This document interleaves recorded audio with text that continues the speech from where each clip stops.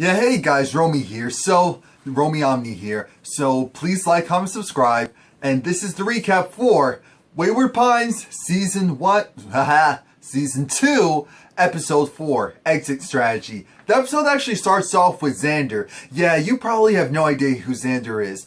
Xander was it looks like Ben's right-hand man, and he's actually still alive.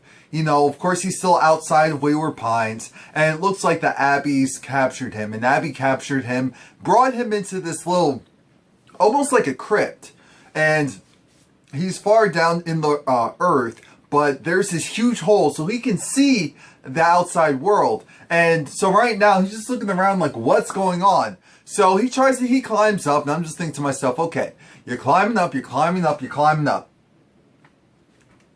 Don't you know when Abby goes and scares the life almost out of him, he falls back into the crypt, and then he goes and has to tussle with the Abby. At this time, the Abby didn't really look like it wanted to do physical harm, but, you know, when something or someone is your enemy for so long, you can't take any chances. Just because they let you live once doesn't mean that they weren't going to kill you sooner or later. So he goes, and because he's bigger than the Abby. The Abby is built like me. And Chris is built, we'll just exaggerate and say like The Rock, for example. So he has the Abby in a chokehold, and once the Abby looks like it's knocked out, not necessarily killed, he takes a rock, he's like smash, smash, smash. And then he climbs out of there. Next, we're back in Wayward Pines, and Ethan is taking a nice little stroll. Megan is on a little power trip. And right now it's Megan versus CJ. I say that because CJ is on this tip of, you know what? The crops are what matter. We need to go and make sure that we secure Wayward Pines' future. Now that the Abbeys have at least temporarily gone to the wayside and they're leaving us alone, we need to go out and expand our, vegetation. And Megan's just like, look.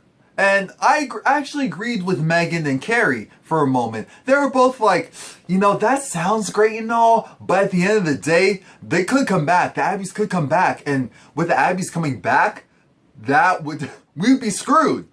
Our vegetation will be farther out. Then what will we do?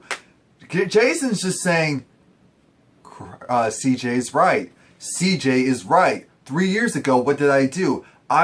3 years ago, we came up with a plan to put the vegetation outside so that we could actually have the crops. There's only more of us coming in. We're not going to go and just start wrecking people, just create genocide just to make space and free up supplies. No, what we're going to do is we're going to make sure that there's enough food for everyone. So yes, we're going to go with CJ's plan. Sorry, Megan, but your little mind control games and all that crap, that's not going to work this time. And I'm just like, okay, Jason, okay, I might like you for this one moment. Now we have Xander. We're back outside the gate. Xander is just over it because I'm looking and I'm like, wait a minute. This actually looks really nice. This foresty area looks a lot nicer than a lot of the places that we have right now. So I'm thinking, what was the earth just uninhabitable for humans or part of the earth? Because that actually looked really nice, the stream and all of that. Or they probably just chose a place where it was deemed habitable, and so the issue is the Abby's outside messing with them. But aside from that, they could actually live right off the land. Xander gets attacked by, mystery guy, old mystery guy, and right now, we're all thinking, who in the hell is this dude? This dude, of course, is actually from Wayward Pines. We're thinking, oh, maybe he's someone from the outside world who found his way back. No, that's not it. He actually is from Wayward Pines. So I was like, oh, crap, let's throw out that hypothesis. And he's actually a part of, I'll hold off a little bit. I'll hold off.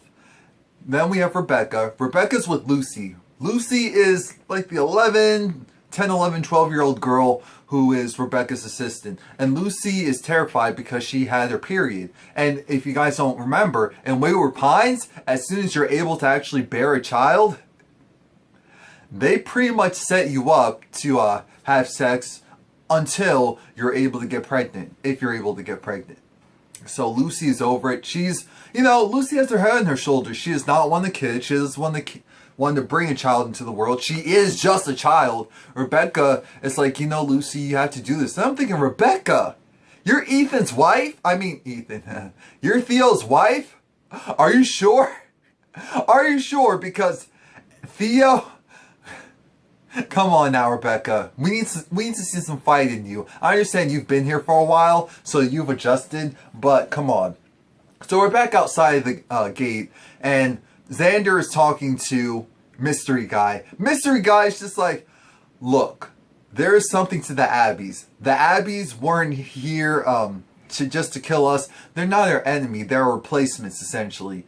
They are what we were supposed to be, and yet we're still here. So that's why they're attacking us. They're trying to get rid of us because we don't belong anymore. That's what he's trying to say. And then this is when we also find out, we don't find out his name yet, or maybe we do. I'll spoil it. Screw it. He is one of the original people that that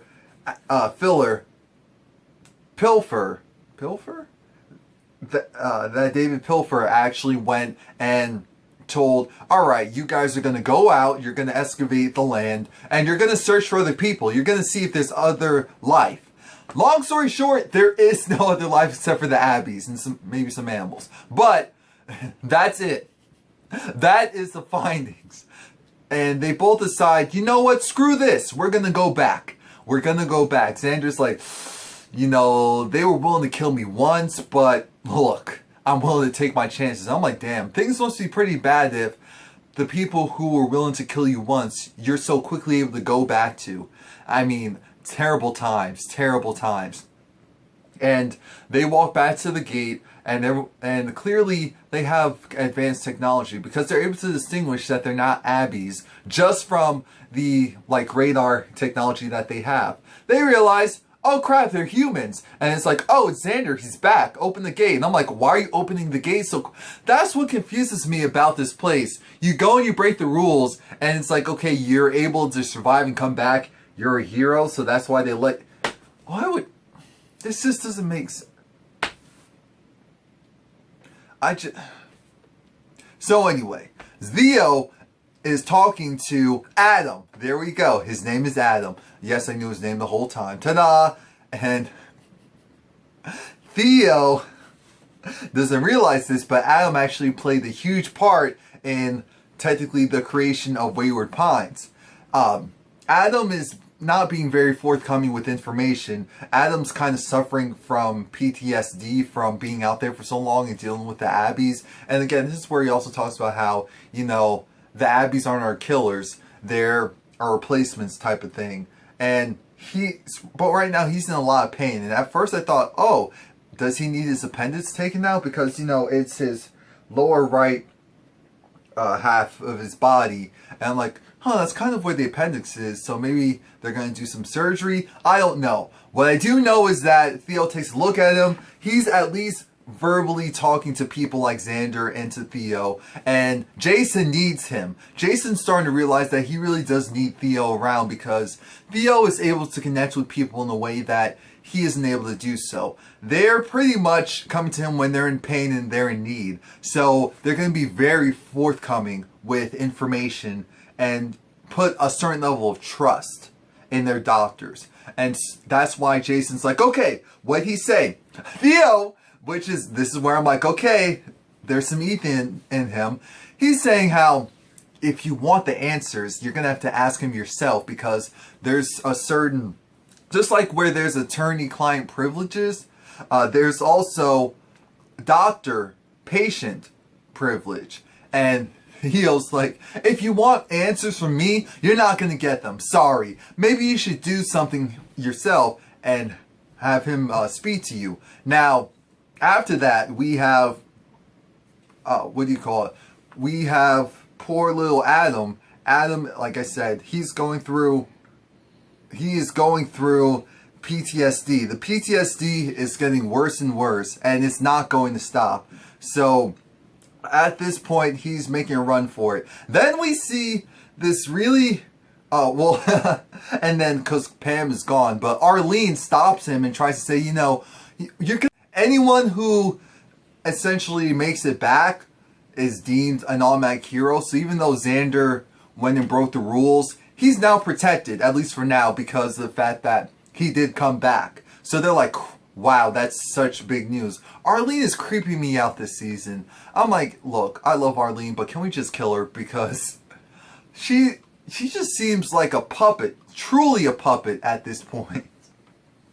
There's a play going on. There's this stage play, and it's essentially of, I guess it's supposed to be what David Pillar, what he wanted and what he envisioned for Wayward Pines. So it's a musical, and while it goes on, and everyone's loving it, everyone's enjoying it, we have Lucy, again, that's Rebecca's assistant, and Lucy is very troubled because, like I said, she had her period, so she's experiencing cramping, all of that comes with, you know, having your cycle. And poor little Lucy, oh yeah, remember to please like, comment, subscribe. Poor little Lucy is dealing with the fact that Megan is on her case. Megan's like, you know, you're about that age, when are you gonna go and do what needs to be done, procreate and all of that? But Lucy's like, oh, it's just something that I ate. So Frank, who's her brother, who, I'm sorry, I thought it was her boyfriend, not because there was chemistry, but just because of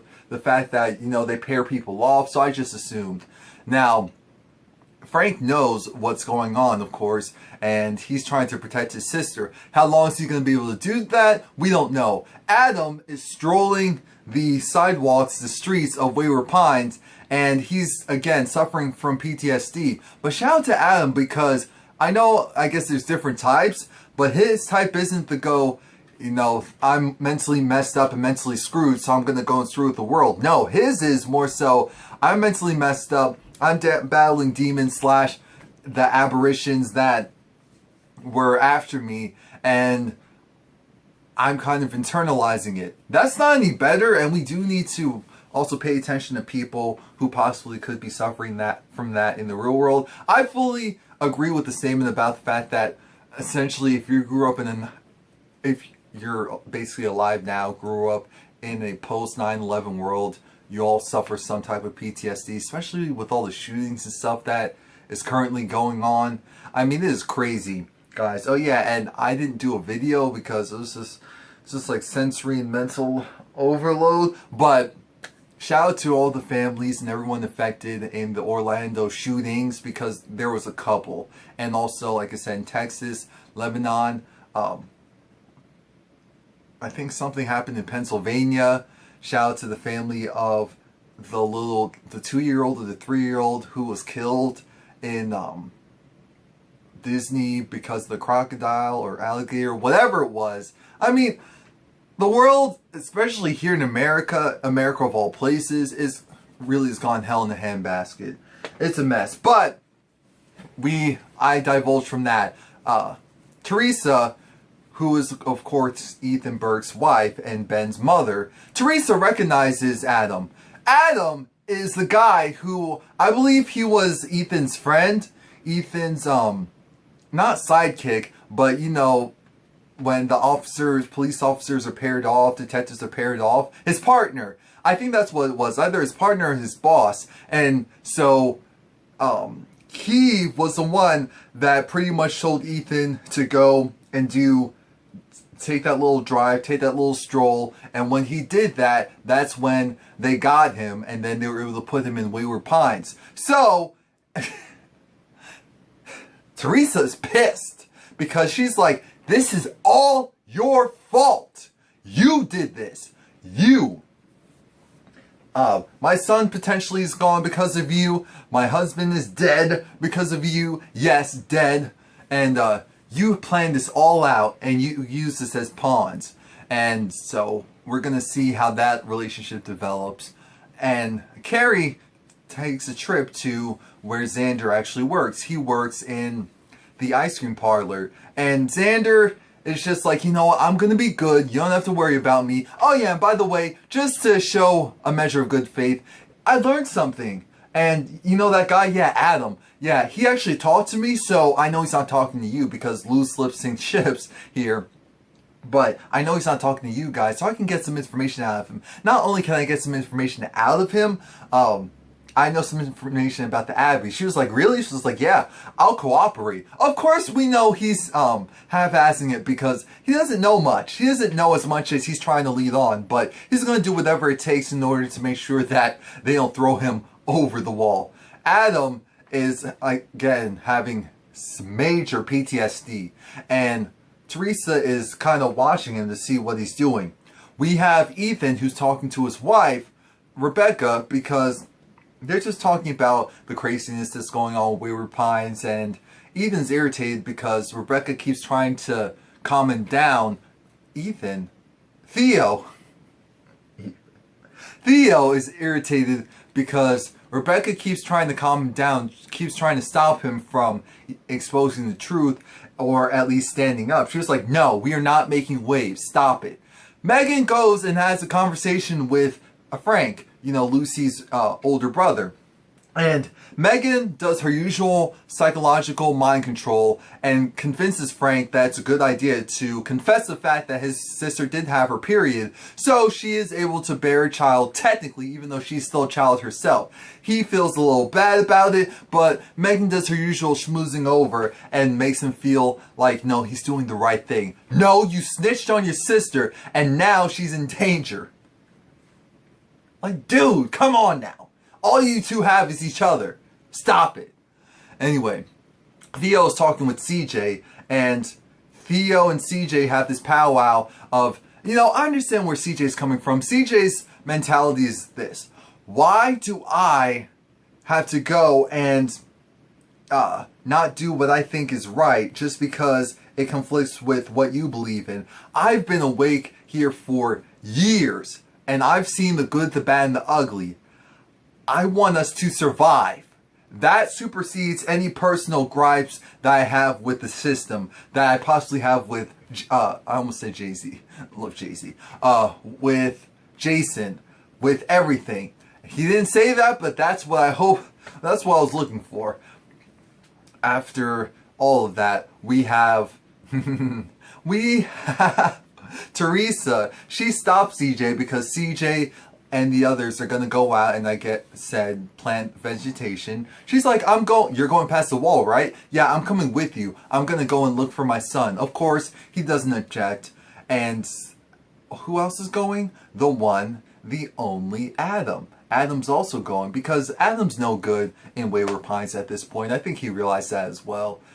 He's not just gonna reacclimate that quickly. But now I was wondering, okay, who's gonna help Theo kind of fight the establishment? And Adam could be a good one. He really could be a good one to aid, because I was like, Theo, he doesn't have that same Ethan quality in him, at least not as of now, because he's a doctor. So even though he clearly has temper tantrums and all of that, as far as like really fighting back, he's not really about that life, at least not as of yet. And guess who goes and visits Xander? Rebecca. And I was thinking, okay, something seems off here. At first I was like, wait, did these two have a relationship? Does she kind of see him as a younger brother? It was kind of hard to get that read. Were they just personally flirting? Because at one point in the show, it's also brought up the fact that, well, no, let me not jump past that because that was actually my favorite scene. So Rebecca and Xander talk, and Rebecca's just like, yeah, so you're past the wall, right? So Ben's really gone, right? He's like, no, I'm not sure. So it was like, what's going to happen to you? Well, I'm going to keep my mouth shut. I'm going to keep my head low for now. And that's what I'm going to do. I love the fact that, actually, I feel like I kind of missed the fact that the surveillance stuff wasn't there anymore, because the show was a little bit more interesting when people had to talk in code and had to hide out. Doing all of this in plain sight, night, I don't know, I'm not really feeling it. But, like I said, it almost feels like they're flirting. It almost has me thinking, okay, while Ethan was asleep, did they try to pair Rebecca off with another person? Like, what's really going on? So Rebecca goes back home and goes back to her shop. And who's there? Megan. Megan's there to visit Lucy because Megan now knows that Lucy is on her cycle, gets her period. And so she's trying to talk Lucy into, yes, this is what you're going to do. Lucy's like, no, this is not what... Megan, you and that wheelchair. They're trying to get us to feel bad for her because she's in a wheelchair, but I don't care. And this is where I realize, okay, that is Theo's wife. Now I see it. Because Theo's wife's like, you know what, Lucy? Go outside for a moment. I need to talk to Megan. So it's just like, oh, so you actually expect me to go and be okay with the fact that you're trying to get a, 10, 11-year-old child to bear a child? Yeah, that's not going to happen. Not on my watch. And she was just like, do I need to remind you how things work? Things work as the following. You follow the rules, you're okay. You don't, you get thrown over. She was like, oh yeah, by the way, you can't even have kids. You tried that, failed. So there is that. I'm thinking, wait, did she try that while she was in Wayward Pines and not with her husband? Like, what's going on here? Or is that just an outside world before Wayward Pines? She was just like, Rebecca said, you know what? And she went and rolled Megan outside and said, here's how things really work. You see how my husband is? Yeah, that's me 2.0. I'm going to do whatever I want. Nothing's going to happen to me. Even if something possibly could happen to me, that's fine. I can take it. Bring it. What you got for me? I'm like, there we go. Finally some fight.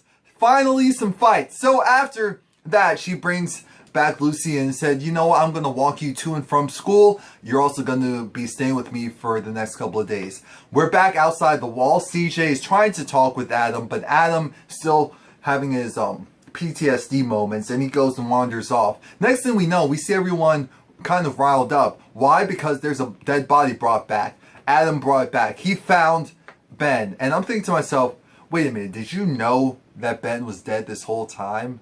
And that's why you felt guilty? Like, come on now. Or maybe you heard some Abbeys congregating in a certain area, so you knew there was a body there. And they brought back the body. Of course, Ben's mother's there, and she can't, because of how bad things are at Wayward Pines, she can't even really mourn her son. She almost has a moment where she breaks down, but then she stops herself. You see the tears in her eyes, but she just goes back to her tent. And CJ also realizes the establishment's messed up, but I feel like he's so engrossed in it that he can't. Oh, CJ. CJ has potential, but we just need to push him. So Theo is talking with Rebecca, and Rebecca's just like, yeah, that little girl, she's going to be living with us for a little while. The situation is that her mother and father were killed during the Invasion Day when everyone revolted. And so, well, no, Invasion Day when the gate came down and the Abbeys came. So it's just her and her brother, and she got her period. And now they want her to go and procreate. And how it works is there's a space within the school, and they take the kids there, and essentially they're paired off, and they have sex. And then Ethan was talking about something. I don't know if it was a study, or if it was a technology, or if it was scientific process or method. But I was like, okay, why does that sound like it's supposed to have a lot of meaning, and maybe it was a company that he knew about or was trying to recruit him, and it was really all tied to Wayward Pines? Like, is that what Filler, whatever his name is, David's a company? Tell me, what am I missing with that? And so he's irritated, he's over, he's just like, no, this whole talking stuff isn't working. We need action, because this is not living. And it's not. A society like that is not living. So Lucy, of course, her brother goes and tries to talk to her, and she's irritated because she's just like, you sold me out, you're dead to me. I'm like, no, you don't have your parents, you need your brother, don't ostracize him. So he goes, and he's not sulking, but he's being to himself, so he goes and runs out. I don't know if he snuck the food or what, but at this point he's by the merry-go-round. The merry-go-round is on, no one else is around, except for the lights go out, and there's an Abbey. And I'm like, Lord Jesus, how did an Abbey get in Wayward Pines? Or did it never leave? That's where you have to think, like, okay, what is really going on with the show? Okay, so please like, comment, subscribe. Come back next week. Oh yeah, I also, I know it's summer TV, but I do reviews for Scream, which comes on Monday nights at 11 p.m. on MTV. I'll also be doing the reviews for the Haves and Have-Nots, and also for Greenleaf, and Big Brother! That will be starting up towards the end of this month. And Love and Hip Hop. What else? Love and Hip Hop Atlanta. Yeah. So, like I said, please like, comment, subscribe. And let me know what you think about how the show's going.